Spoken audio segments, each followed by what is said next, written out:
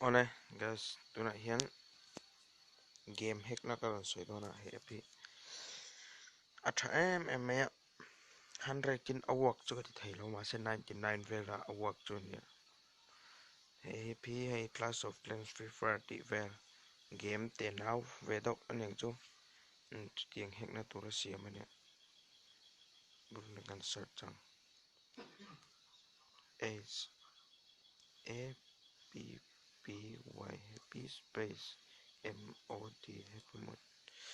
search nga hey nya kan en chinang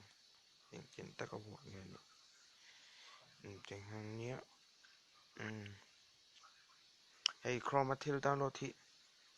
fu vak ngai lo wa hey fake app te hi tam big em mo ting ve han ne chu bai hey hey ting han lu kol vel ji hey Clash of Clans 100 work hey wo dan vel in sai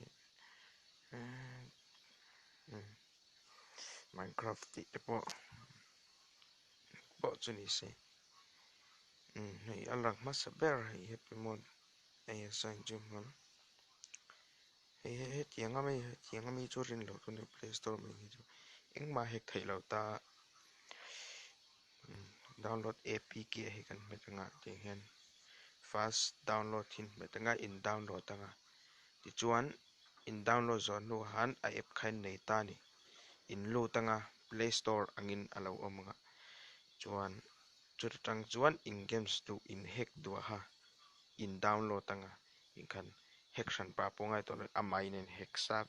ingane mai ol tok ma se fb te hack lo tum rang nge thai lo ne game tan cho siam ane ki ha survey una chun channel hi min lo like sakin min lo share sakula kalau ngota